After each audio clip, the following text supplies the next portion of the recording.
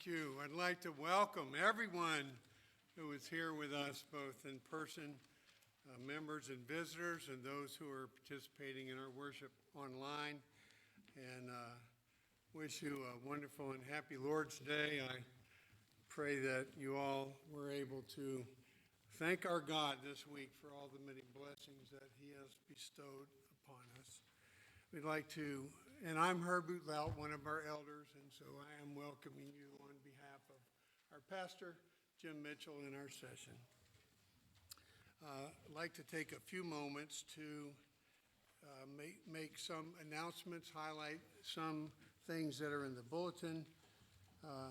Next Saturday is going to be a church work day, and we'll be working both outside and inside, including cleaning up the nursery. So anyone who can carry a limb, bring out some water, or help organize or clean things indoors, is welcome to come, and we'll find something for you to do. The women's Bible study is going to be resuming this week, and we'll begin a new study on the advent of Christ, and the details are in the bulletin. I'd like to mention as well our special fall offering supporting the work and ministry of the ARP Synod. There's a little brochure and a little envelope like this right here on this table with a white tablecloth by the kitchen and the bulletin board. So this goes to Christmas Benevolent Fund is a significant portion of it this year, which is for retirement. Is that right? The Christmas Benevolent Fund. Yes, make it possible to minister to those who have served in the past as minister, missionary, or general synod employee. 100% of your gift is passed on to these men and women who have faithfully served our denomination. And then also for Erskine Seminary, our North American outreach ministry, and a small amount to the American Bible Society. And so I'd urge you to support the ARP through this special offering. And if you pick this up afterwards, feel free to give an offering today to one of the deacons, or maybe bring it in next week. Also would like Frankie Watson to come up and make an announcement.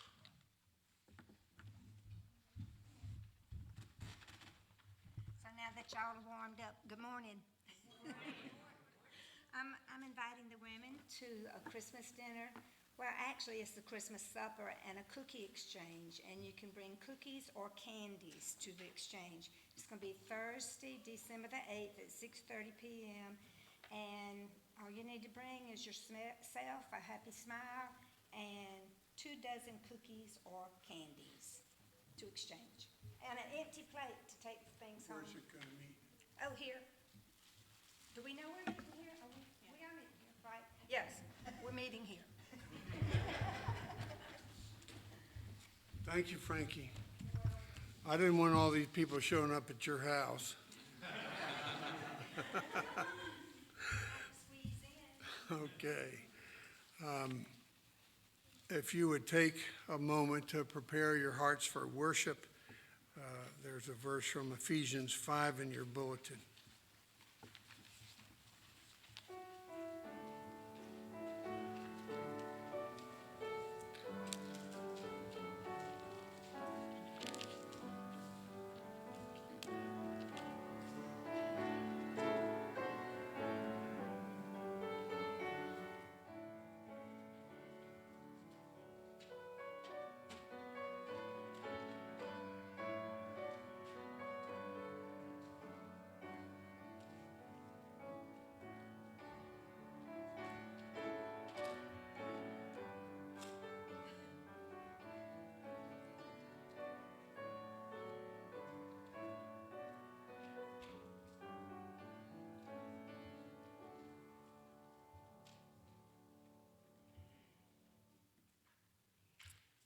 For our call to worship, I'm going to read 2 verses from Psalm 108.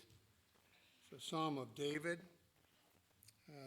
This psalm is composed of two previous psalms, but there are some minor changes of wording, but the effect of the psalm is different because it comes from Psalm 57 and 60, which include elements of complaint, whereas this psalm is a statement of assurance. And as we begin our Advent season, how great it is to have the assurance that our God has redeemed us. Psalm 108, verses 3 and 4. I will give thanks to you, O Lord, among the peoples. I will sing praises to you among the nations, for your steadfast love is great above the heavens. Your faithfulness reaches to the clouds. Well, let us worship our faithful God and sing praises to him from our hymn of thanksgiving, blue notebook, page 38. My heart is filled with thankfulness.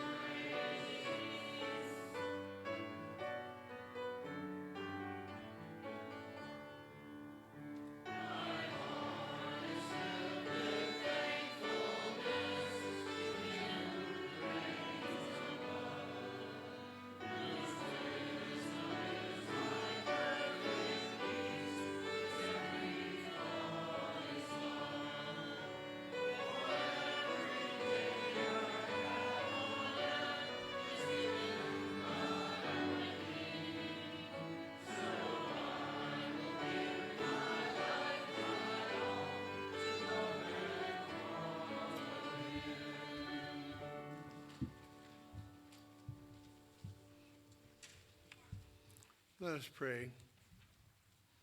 Heavenly Father, we come today to worship you.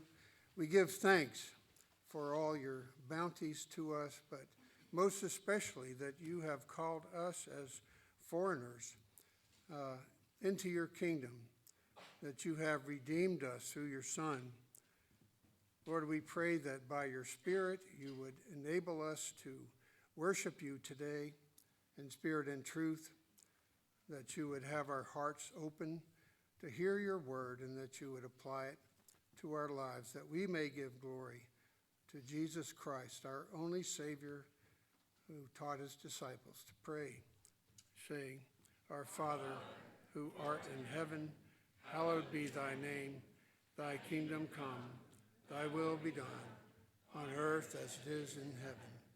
Give us this day our daily bread, and forgive us our debts, as we forgive our debtors. And lead us not into temptation, but deliver us from evil. For thine is the kingdom, and the power, and the glory forever. Amen. Please be seated.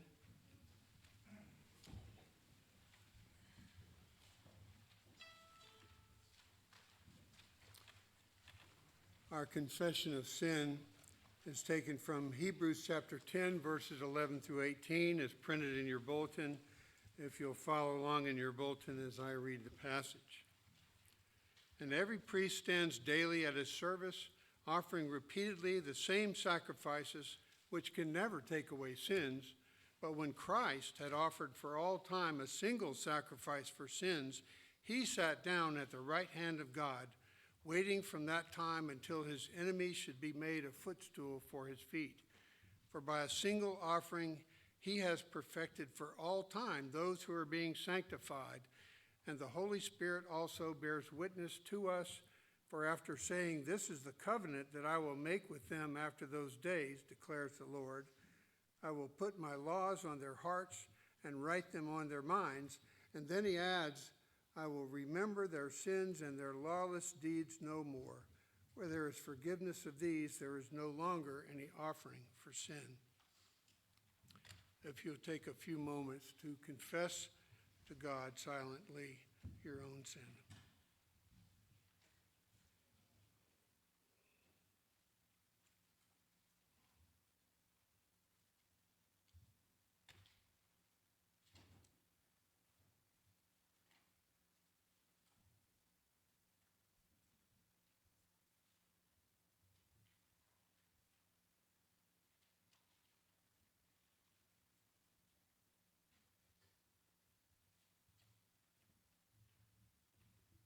Amen. Our assurance of pardon is also from Hebrews 10, verses 19 to 23. Therefore, brothers, since we have confidence to enter the holy places by the blood of Jesus, by the new and living way that he opened for us through the curtain, that is, through his flesh, and since we have a great priest over the house of God, let us draw near with a true heart in full assurance of faith, with our hearts sprinkled clean from an evil conscience and our bodies washed with pure water. Let us hold fast the confession of our hope without wavering, for he who promised is faithful. Amen. Please stand and let's read the Confession of Faith together, taken from the Scots Confession of Faith, chapter 1, if you'll read with me. We confess and acknowledge one only God, to whom only we must cleave, whom only we must serve, whom only we must worship, and in whom only we must put our trust, who is eternal, infinite, unmeasurable, incomprehensible, omnipotent, invisible, one in substance, and yet distinct in three persons, the Father, the Son, and the Holy Ghost, by whom we confess and believe all things in heaven and in earth, as well visible as invisible, to have been created, to be retained in their being, and to be ruled and guided by his inscrutable providence, to such end as his eternal wisdom, goodness, and justice has appointed them to the manifestation of his own glory. Please be seated. Will the children come forward for the children's sermon by Elder Joel Reed?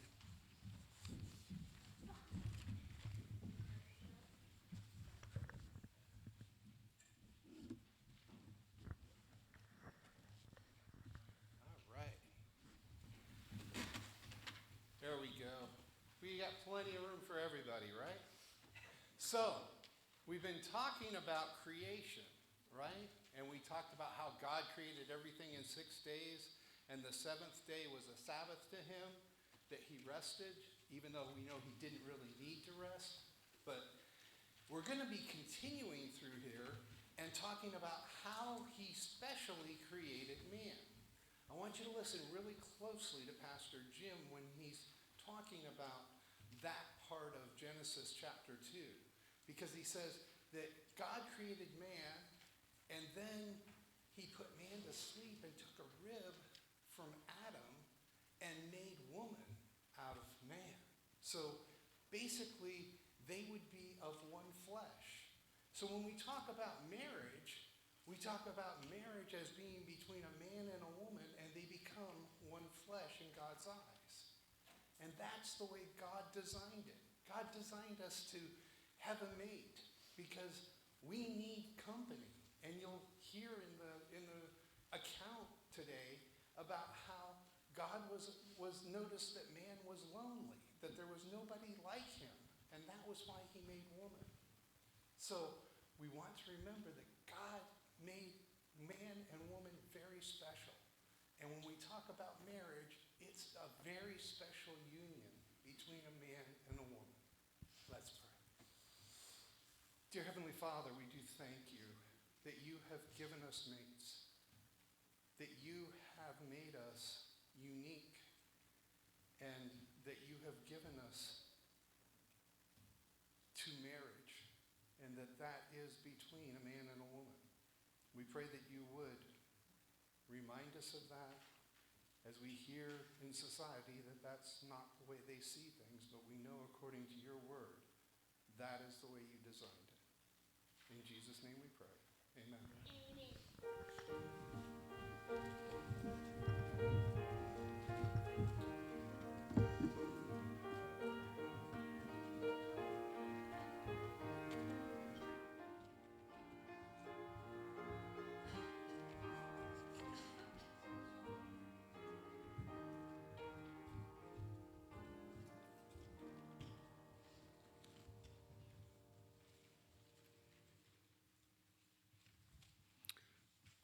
In God's providence, as our pastor is going to be preaching on the creation ordinance of marriage, in the adult Sunday school class today, we were talking about the marriage of Ruth and Boaz.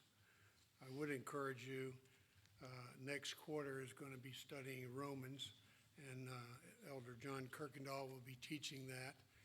And so if there are those of you who would like to sharpen your theology in Romans, I encourage you to come and participate.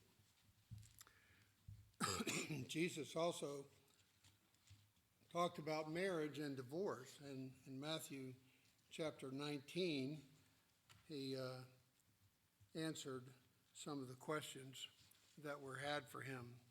We'd like to read Matthew 19, verses 1 through 29. Now when Jesus had finished these sayings, he went away from Galilee and entered the region of Judea beyond the Jordan, and large crowds followed him, and he healed them there. And Pharisees came up to him and tested him by asking, "Is it lawful to divorce one's wife for any cause?" He answered, "Have you not read that he who created them from the beginning made them male and female, and said, therefore, a man shall leave his father and his mother and hold fast to his wife, and they shall become one flesh. So they are no longer two, but one flesh.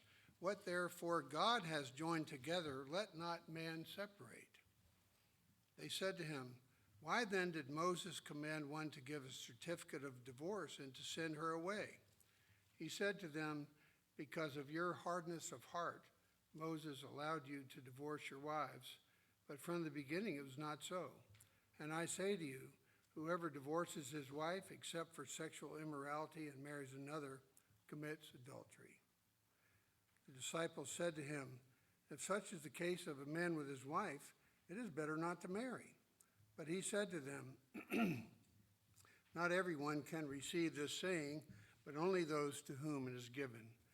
For there are eunuchs who have been so from birth, and there are eunuchs who have been made eunuchs by men, and there are eunuchs who have made themselves eunuchs for the sake of the kingdom of heaven.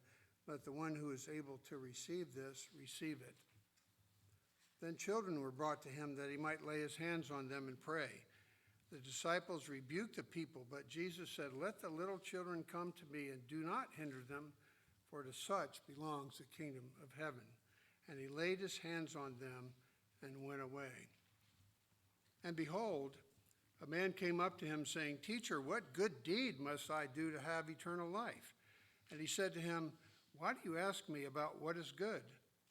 There is only one who is good.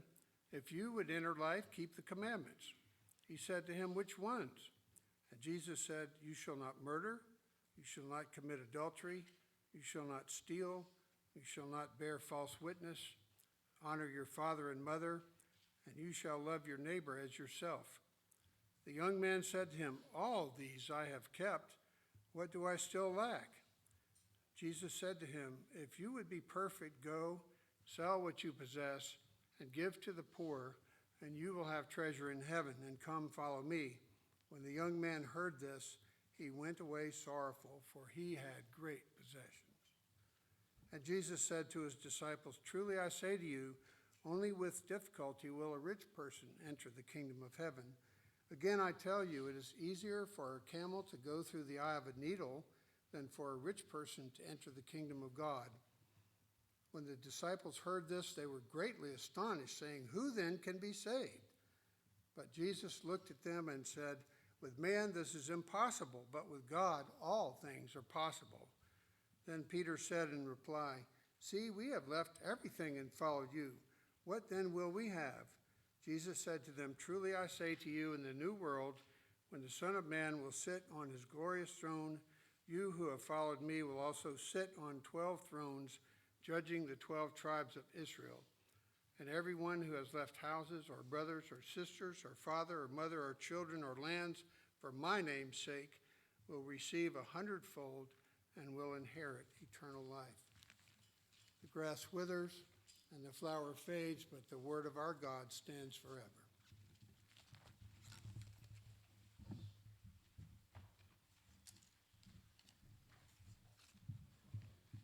Let us go before our great God in prayer. Gracious Heavenly Father, giver of every good and perfect gift, we bow before you, knowing that you are the source of all pleasures of this world. We thank you for the joy of human love. As we think about the relationship of marriage and that you've given to a husband and a wife to share, we know that this points us towards Christ's love for the church. Indeed, your love, Father, Son, and Holy Spirit for one another in all perfection and beauty and goodness and truth and wisdom from all eternity. Help us as the church to mirror that type of love, a holy love, a giving love, a love that reflects your goodness, your generosity, your compassion. Lord, help us as we come before your presence today to be changed and transformed by your word, more and more conformed to the image of Christ. For there is so much fallenness and sin and wretchedness and darkness still in our hearts. Although we know you and we have been taken out of the kingdom of darkness and transferred into the kingdom of everlasting light of your beloved Son, we still struggle with sin. So Holy Spirit, come and abide with us and help us. Be our help today in understanding and applying your word to whatever station in life you've called us to be in right now. Lord, we thank you for the families of this church and pray for wisdom, particularly as husbands and wives relate to one another, for forgiveness, for a love that endures. Father, we pray for husbands and wives to raise children that you give out of your generosity and graciousness, to raise them in the nurture and admonition of you. Lord, there are many challenges that are faced in that great task, but help us to be fruitful and subdue the earth and to bring about godly offspring for the sake of your kingdom to your glory. Give your Spirit the power to help us. Lord, let your Spirit powerfully help us there. We thank you, Father, that you are able. Your right arm is not short. You are God. And though we are weak, you are strong. We thank you for this opportunity to come before you and worship. We know that you have given us life and breath, and we have all things to be thankful for that we enjoy in this world. And we look to you as the one who will give us an eternal dwelling where we will be fit to cleave to you forever. We will be made holy and partake of the marriage supper of the Lamb. We will know that communion that you had first established in perfection in the garden. We'll know that perfect communion forever. Lord, help us to look forward to that day as pilgrims going to a better land. Help us keep our eyes fixed on Jesus, the author and finisher of our faith, that we would not be distracted by the cares of this world, that we would store up treasure in heaven, for you have already placed us there as citizens of another country, a better land. You have given us an eternal inheritance there. Lord, help us as we seek to be salt and light to this culture. Give us hearts that weep over sin and yet love those who are lost and point them to Christ. Give us opportunities as we speak to friends and family and co-workers and neighbors. We lift them up to you even now as we pray specifically for those in our own life that we don't believe know you. And we ask, Lord, that you would help us to be part of how our prayer is answered, that you would convert them and draw them to yourself.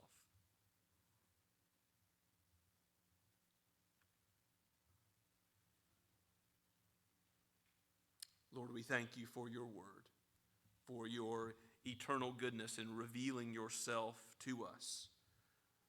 Give your church faithfulness, always in clinging to your word, leaning upon it and not our own understanding.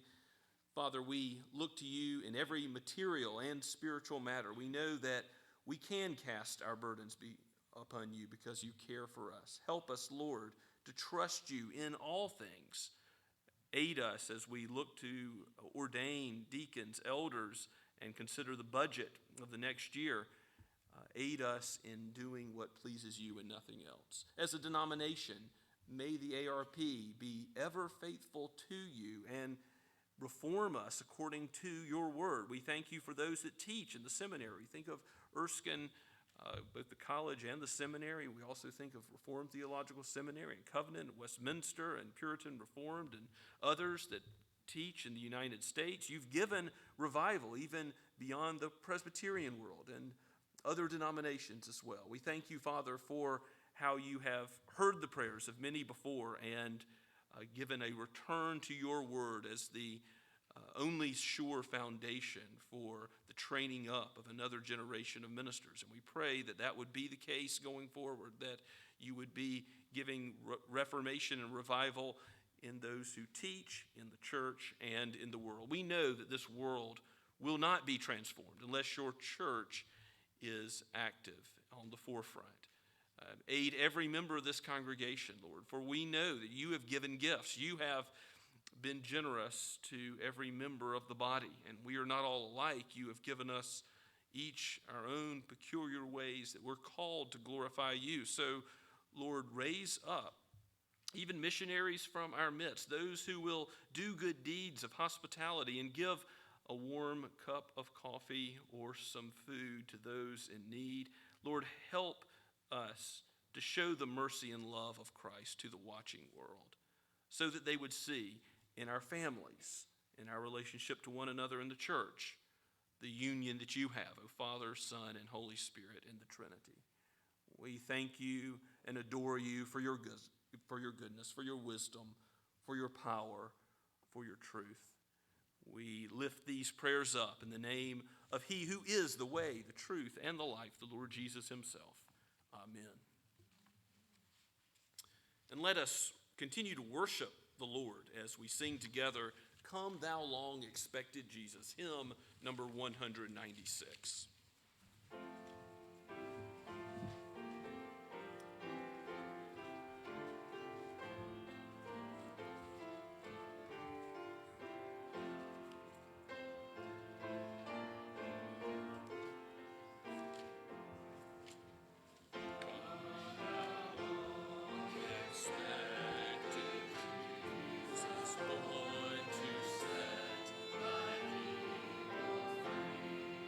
From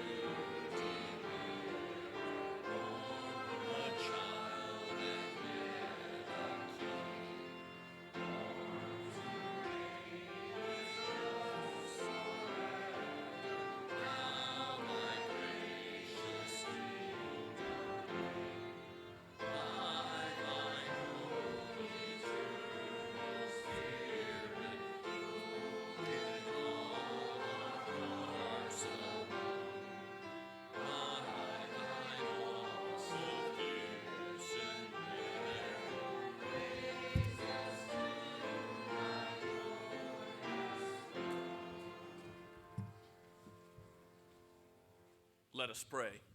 Father, Son, and Holy Spirit, we know you rule from on high, and all the angels proclaim your glory. You who were and are and always will be. Lord, let us join with the angelic choirs in proclaiming your greatness, your glory, your majesty, your authority in all the earth. We thank you, Father, that you have given gifts to men, that you've given us life and breath. May we live for you. Take our lives and let them be consecrated as a living sacrifice. Take these tithes and offerings and use them for the extension, not of the glory of any man or any human institution, but for the name of you, O Lord, to be extended through all the earth, so that one day, soon and very soon, the knowledge of you will cover the earth as the waters cover the seas. We pray all this in the name of the returning King, the Lord Jesus. Amen.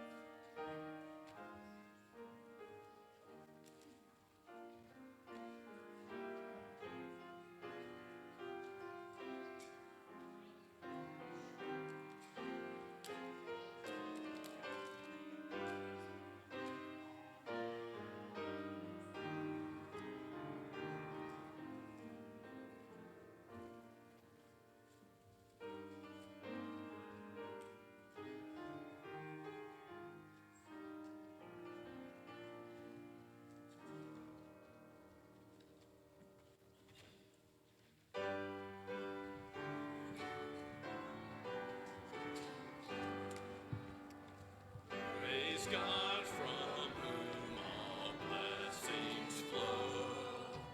Praise him, all creatures here below. Praise him above, ye heavenly hosts. Praise Father, Son, and Holy Ghost.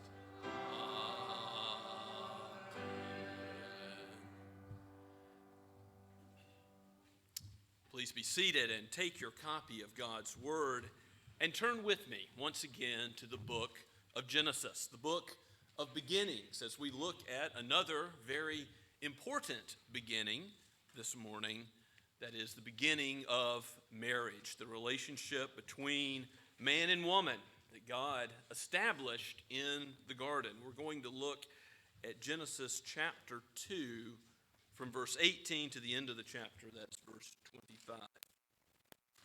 Again, this is penned by Moses. We've seen how God has revealed the creation of all the world in the space of 6 days, and all very good, and rested on the seventh day. And now in Genesis chapter 2, we have a recapitulation, another angle, a zoomed in look at God's creation of man, male and female. Why he did it, how he did it, is in view. So let's give our attention to God's holy word, breathed out by the Holy Spirit for each of us today. After giving the command not to eat of the tree of the knowledge of good and evil, because if you eat of it, in that day you will surely die. Speaking of the spiritual death that would come to man as soon as he disobeyed the Lord. We read in verse 18, Then the Lord God said, It is not good that man should be alone. I will make him a helper fit for him.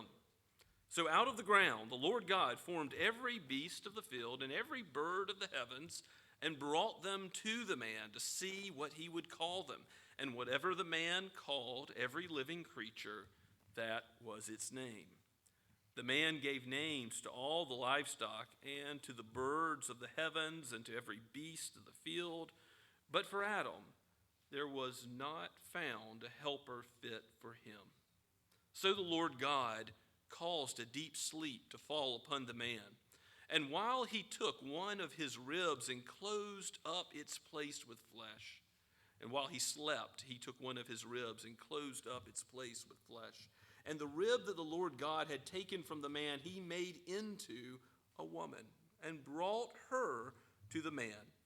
Then the man said, "This at last is bone of my bones and flesh of my flesh. She shall be called woman, because she was taken out of man. Therefore, a man shall leave his father and his mother and hold fast to his wife, and they shall become one flesh. And the man and his wife were both naked and were not ashamed." Let's pray together. O Holy Spirit, you have given this text so that we would understand who we are as male and female, and also so that we would understand you and your glory and your greatness, that you have called us into communion with yourself. Teach us more so that we might be prepared for a place where we will dwell in the light of your presence forever. Aid us here on earth in our human relationships and fix our eyes on Christ. For we pray all this in his holy name. Amen. It was good. It was good. It was good. It was good. It was very good. And then for the first time we read, "It is not good," in our text today, in the very first verse, verse 18. Well, certainly there's no moral lack. This is still before the fall. That comes next chapter. The serpent's about to arrive on the scene. But we don't yet have any sin in the world. So what God is saying about man and his aloneness, that he is not given a companion that is fit for him, that not being good is no evil, but it's something that God wants to bless man with, an additional good that has not yet come about.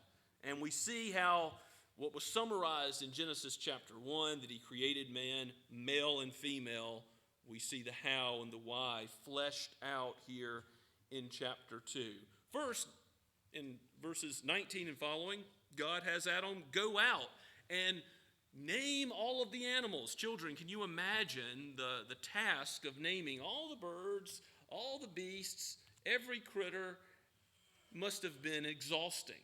And in all of that naming and all the diversity of wildlife that God has created, Adam sees with everything that he names, there's not one that's like him intellectually, in terms of communication and emotionally. And yes, there are man's best friend amongst all the creatures, but there's no helper that's like Adam spiritually. Physically, there's not a companion for Adam. So part of his naming of the creatures is a fulfillment of the dominion mandate back in Genesis chapter 1, where God says, "Have dominion over the fish of the sea, the birds of the heavens, and the livestock, and over all the earth," verse 26, and again in verse 28 of chapter 1.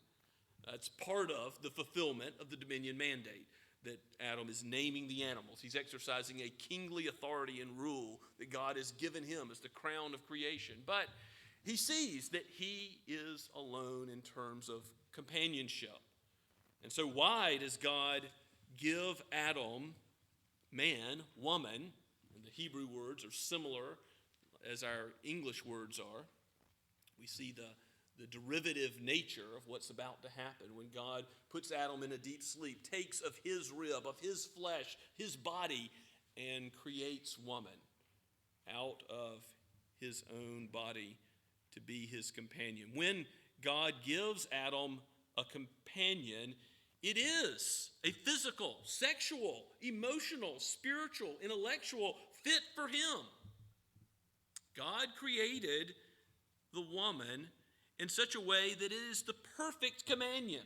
And this perfect companion, you see Adam's response in verse 23. He says, "This at last." He's looked at all the animals, but now this at last is bone of my bones and flesh of my flesh. He is happy. she shall be called woman, for she was taken out of man. And Paul references this text in 1 Timothy. He talks about how man being formed first relates to the authority structure, even in the church as well as the home. There is a reality there that man and woman are different, as we've already discussed. They are not designed to be the same, but to complement one another. Though their beings are equal, they are given different roles. And this companionship that Adam is to enjoy, we see reflected in many different places in the Scriptures. Earlier, we studied the Song of Solomon in our Sunday school class. And we saw that, yes, it's a picture of Christ in the church, but it's also a picture of the love between two human beings, a man and a woman, enjoying that companionship that God has given them. Yes, even the physical and sexual nature of it. The Proverbs point to how man and woman are to enjoy one another all the days of their life and not go after any other path. Lady Folly, who cries out in the streets. Hebrews 13:4 says that the marriage is to be held in honor among all, and indeed the intimacy of marriage even mirrors the Trinity, Paul says in Ephesians 5, as he quotes from this text, Genesis chapter 2, in Ephesians 5, where Christ and the church are discussed. It's in marriage that is reflected, the Apostle Paul says. Really an amazing statement that human, intimate love, that relationship, ultimately reflects God's love for his people. And this intimacy, we know God has designed Adam for. God communes with him in the garden in perfection and unbroken fellowship. And that's where all of human history is headed, to the great marriage supper of the Lamb, where we will have that unbroken fellowship with God again because of the Redeemer who undoes all of the evil of the fall and Adam's first sin and our subsequent sin that Christ comes to forgive. All those who are in him will see the results of the second Adam and will know that perfect fellowship which is to come again. It is true that there's more to marriage than companionship. We're not going to talk about everything relating to marriage today because that's a big subject and a lot of the Bible has to do with it. There's questions about marriage and divorce, as we read in Matthew chapter 19. There is a way in which marriage is for godly offspring, it's for the benefit of children. They're a heritage from him, a reward from the Lord, Psalm 127 says. And certainly, marriage being blessed with children, if that is God's providence, is something that fulfills being fruitful and multiplying, subduing the earth of the creation mandate as well. Now, we also should not dismiss singleness, and Jesus mentions that some are single for the sake of the kingdom of God. 1 Corinthians chapter 7 has an extended discussion by the Apostle Paul in saying that those who are given the gift of singleness don't have the worldly cares that those who are married do, and that is a benefit for their labor for the kingdom of God. So there's not any flaw or lack in those who are given the gift of singleness. In fact, it is a gift from God that he gives for the sake of his kingdom, that some are able not to burn with lust or passion for a spouse, but indeed can work without having those cares. And the Apostle Paul is an example of that. He says, I wish that all men were as I am in that ministry as a single person. So that is good, but it is worth noting that marriage, the estate of marriage, is the normal state for mankind.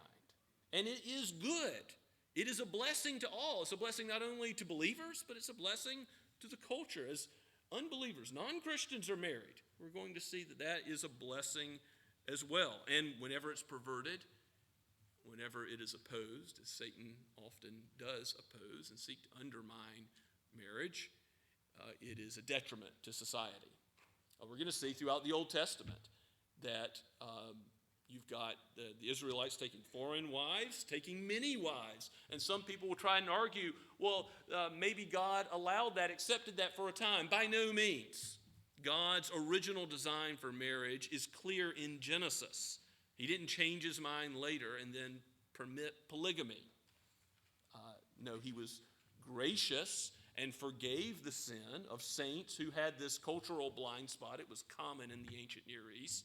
And many of Israel's kings married multiple wives, but that was all against God's original design. And just as there were true believers who owned slaves in the American South in the 1800s, we know that was a serious sin. Likewise, polygamy was a serious sin, and it had serious consequences to the culture, to the people of God, to the family, to the church. God has given marriage for our benefit, and though men will study arguments to put it asunder, Westminster Confession of Faith says in chapter 24, section 6, it's the section on marriage. You want to know what we, as the Associate Reformed Presbyterian Church, believe about marriage. You not only have all the scriptures and what they say about it, you have a summary in the Westminster Confession, our secondary standard, which is not scripture, it's under scripture, but it's a very accurate summary as to the Bible's teaching. It says men will study arguments to put asunder what God has joined together. But that opposition to marriage is not to be condoned. Jesus said, let what God has joined together, no man put asunder. Let the marriage bed be held in honor by all, even in a culture where basic truths are being challenged. I think here's one application here that we've already touched on in chapter 1 when we talked about God making man male and female. Gender itself must be defended, and the truth of God's word must be maintained intellectually by all of us, regardless of our state, whether we're single or married. And then we must be like the early church. We must be defenders of marriage by our practice, by our lives. I don't know if you know this, but in the early church, they said, go look at the lives of Christians, and you'll see how, with the marriage and the holiness that was in contrast to all of the temple prostitution and polygamy, homosexuality, all the deviant practices of the day, how Christians lived. And that was to be a witness to the God they serve. Now, we know that there's some statistics about Christians and how marriages go in the church today that are not good. Certainly that's cause for concern, and yet God does sanctify his people. And of course, some of those statistics may be taken from branches of the church which call themselves Christian but may not be Christian at all. But nevertheless, it's our call, it's our duty before God to honor him in our marriages or in our singleness. As young people contemplate marriage ahead, to not be fornicators. Those who are in marriages, to abstain from sexual immorality, to keep the seventh commandment. This honors God and pleases him and shows the world the grace of Christ toward the church. In Ephesians 5, that glorious comparison. Ultimately, the love of God in the Trinity, the Father loving the Son, the Son loving the Spirit, all together is pictured in this human relationship, this intimacy of marriage, which is the height of human intimacy, is picturing the intimacy of the Godhead. God gave marriage to us as a blessing before the fall. I know marriage is hard now because there are many ways that two fallen human beings, two sinners, when joined together, can oppose one another, can find difficulty in living together for the glory of God, for his kingdom, can have trouble with communication, can have trouble with criticism, a harsh tongue, can have trouble in how we live out our priorities, can have trouble in raising children together. All the things that happen in this world are difficult because of sin. But it's important to remember, despite all those difficulties, but despite the struggles of marriage, and younger people, if you talk to those who have been married for a while, they'll tell you that marriage has its difficulties. It will be hard at times. But remember, it is a blessing. It is good. God did something good in giving Adam this companion, and the how we saw in the creation of the woman, that she has been brought out of the rib of Adam. Remember, this is history. This is meant not as an allegory or myth. I just stress that again as we've gone through all of the arguments up to this point, that yes, God intended us to understand his creation in 6 normal days. And here, this is not a myth about the first man and woman and how they were created. Yes, God created her out of the rib so that Adam would know this is the perfect one for him, the fit that he's been looking for. And God was merciful to Adam, giving him a deep sleep for the operation, giving him no pain in the process, presumably. And God gives the principle which looks forward to future generations of leaving and cleaving. Obviously, Adam and Eve didn't leave and cleave. They didn't leave a father and mother to be with one another. But God gives a principle because he's giving an ordinance not only for them, but for us. Just as the Sabbath has forward-looking explanation to it in Genesis, we see that there's a forward-looking explanation in verse 24. Therefore, a man shall leave his father and mother and hold fast to his wife, and they shall become one flesh. You see the intimacy. You see, obviously, the physical and sexual nature of it, the fit of male and female.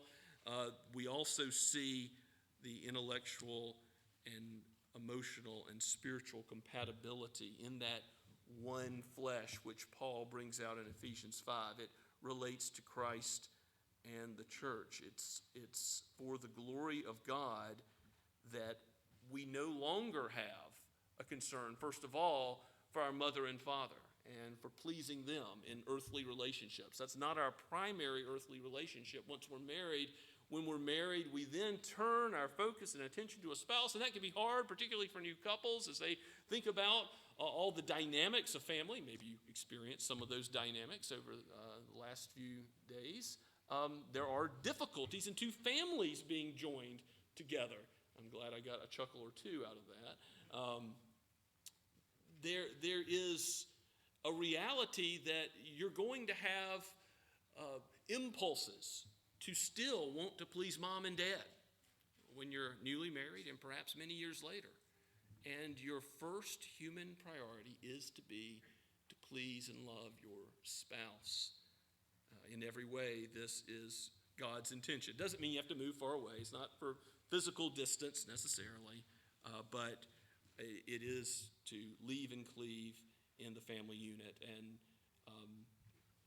and make that husband or wife your first priority, humanly speaking. Now, I don't know if you noticed the language of the Scots Confession we read earlier.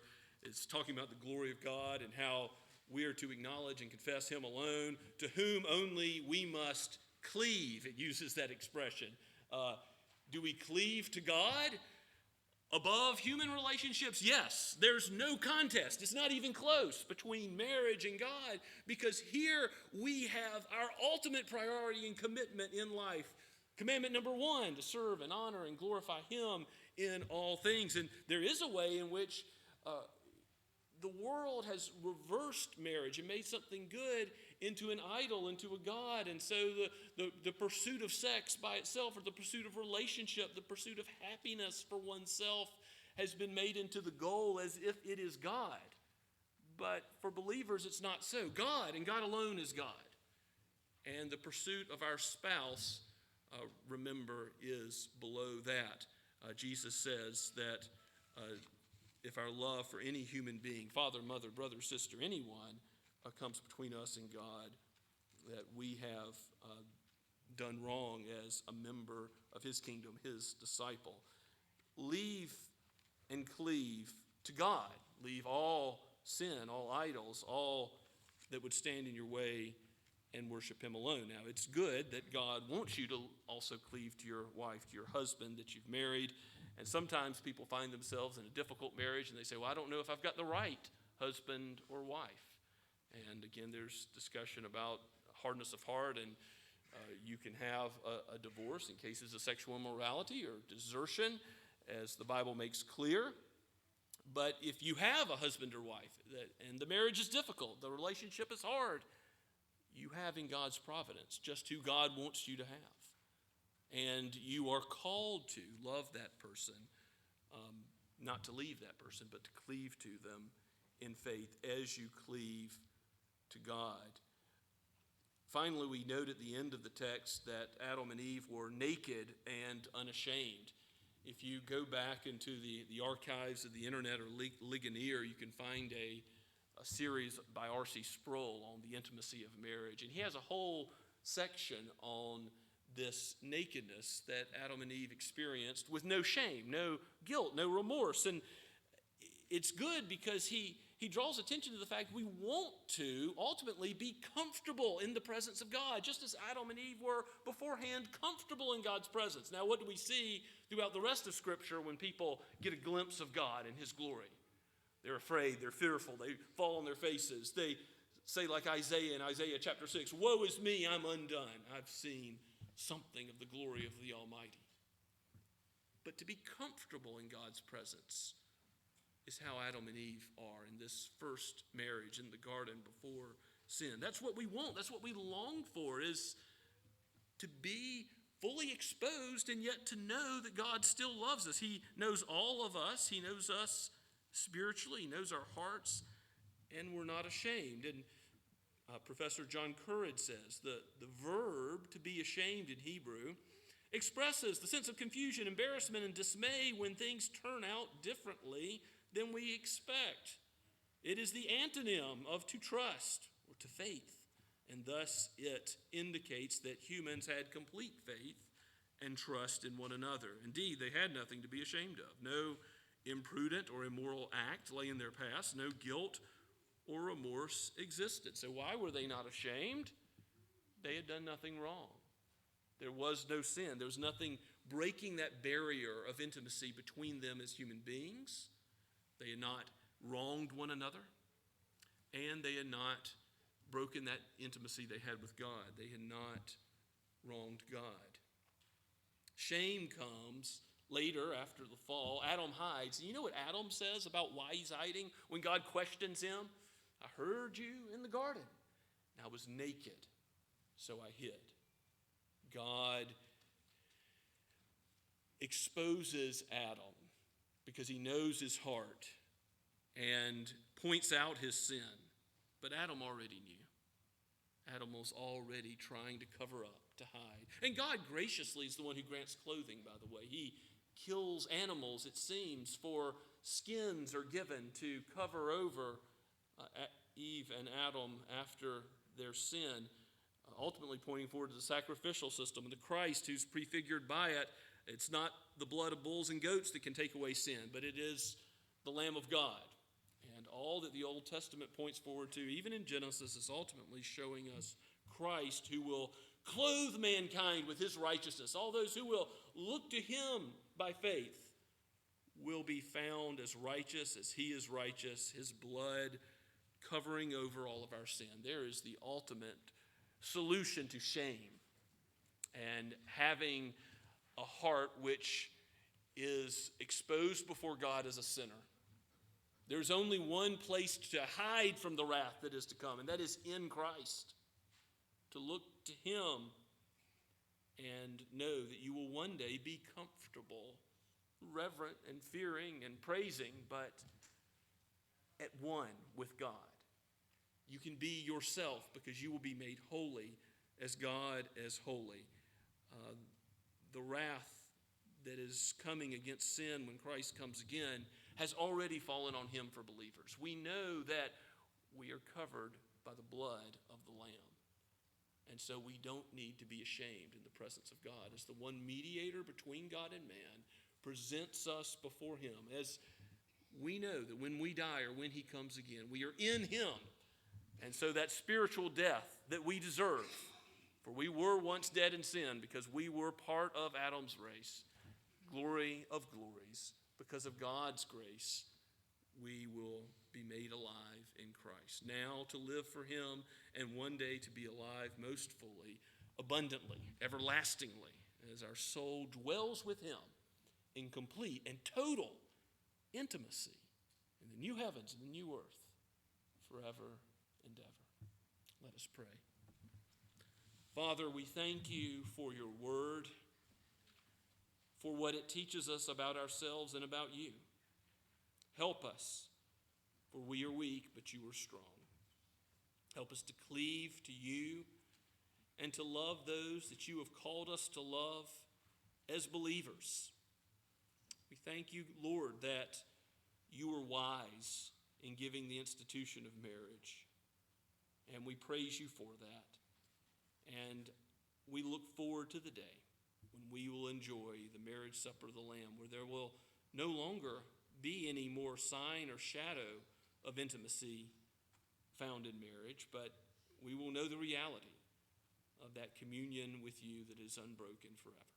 We pray all this in Jesus' name. Amen. Let us praise the Lord and sing together in response to his word. Once again, A Christian Home, which is Trinity Hymnal number 719. Let's stand as we sing.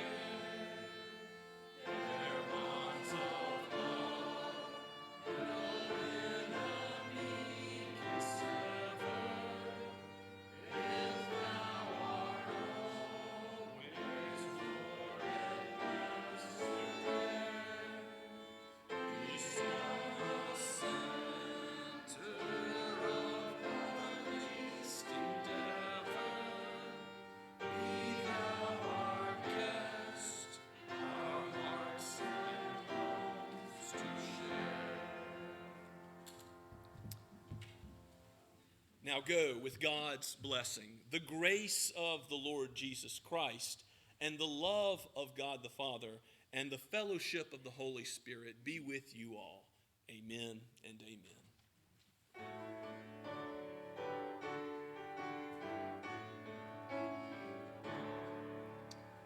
Joy to